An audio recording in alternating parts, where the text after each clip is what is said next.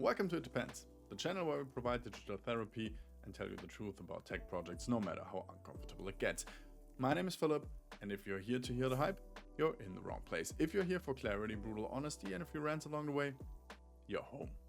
And by the way, for today, many of the stats and stories we reference in this episode come from a fantastic 2024 report by Future Commerce titled The Honest Truth, Unmasking the Software Selection Charade. You'll find the link in the full report in the video description. Highly recommended reading if you want to go deeper. Also worth mentioning, I had the chance to be on a podcast with the team at Future Commerce to talk about this very topic and the report. If you want even more context and behind the scenes perspective, the link to that episode is as well in the description. So that was the advertising, so let's jump right in. Today we're talking about RfPs. Yes, the beloved request for proposal, or as I like to call it, the corporate theater of make-believe. Once upon a time, RfPs were invented to introduce objectivity into software selection.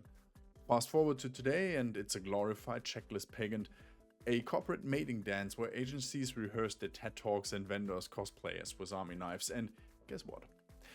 82% of the merchants expect the actual delivery to wildly deviate from the promises in the proposal.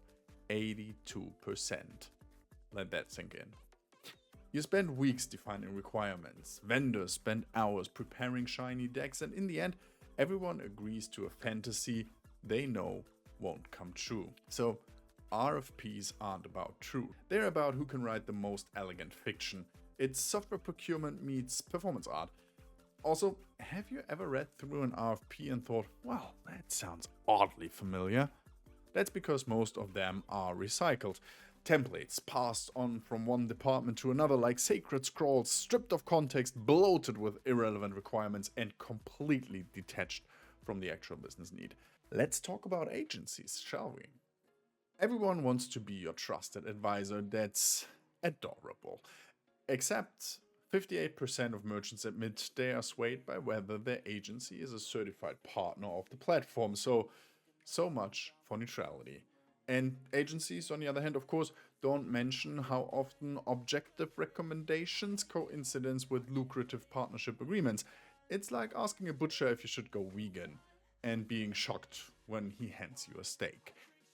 The conflict of interest isn't subtle. We just politely pretend to not see it. And then there's the pitch. We're platform agnostic. Right, you are. Until you ask for something outside their partner network, then suddenly it's not enterprise ready. It's funny how that works, isn't it? 89% of merchants say integration into their existing stack is critical.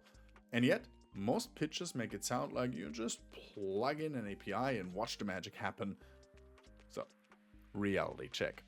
Your tech stack includes a homegrown inventory system last updated during the Obama administration, a CRM that thinks soap is cutting-edge technology, and a payment flow that depends on someone manually approving a spreadsheet.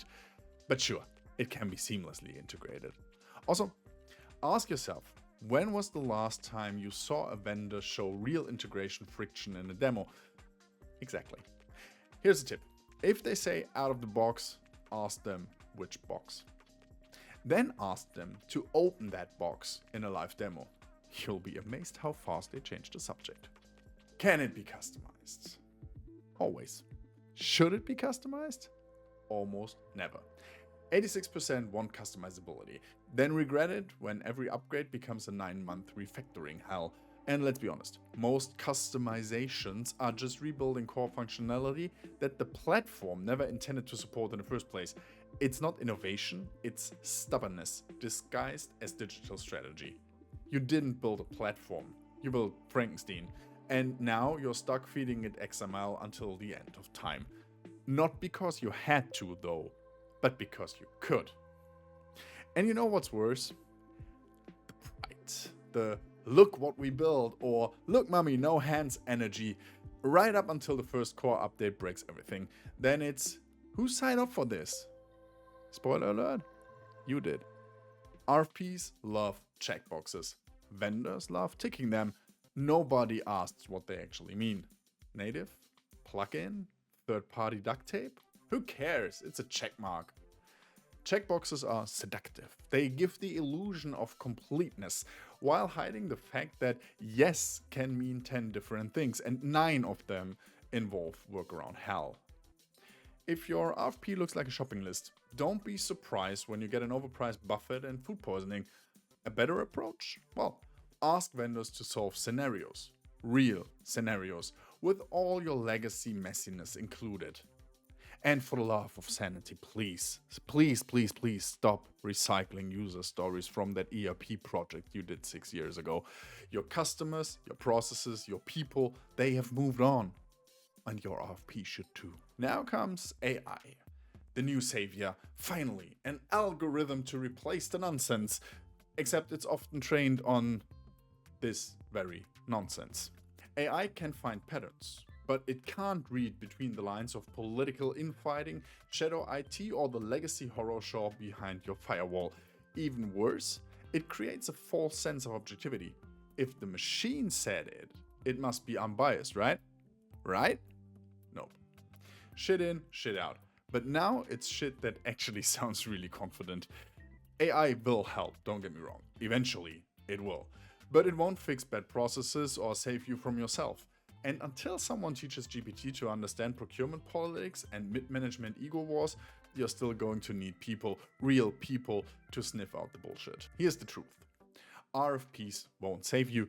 Platform partners won't save you. Not even AI will save you. Because guess what? There are no silver bullets in IT. Only trade-offs. Every choice comes with friction, compromise, and pain. The question isn't how to avoid it, it's how to be honest about it and make sure the pain is actually worth it. Want better results? Well, then ask scenario-based questions, run hands-on prototypes, test assumptions, demand clarity, not charisma, and stop outsourcing critical thinking to PDFs. Also, bring your real users to the process. Not just the power users or the people with the loudest opinions. Get feedback from the folks in the trenches. If your warehouse manager thinks the system sucks, it probably does. No matter how intuitive your design team says it is. If you're still clinging to your RfP template from 2018 like it's a sacred scroll, it's time for an intervention. The future of platform selection is messy, human, context-rich, and brutally honest. Thanks for watching It Depends. Don't forget to subscribe if you want more sharp insights and real talk about how tech projects actually work. Until next time, stay cynical, stay smart, and burn your old RfP template.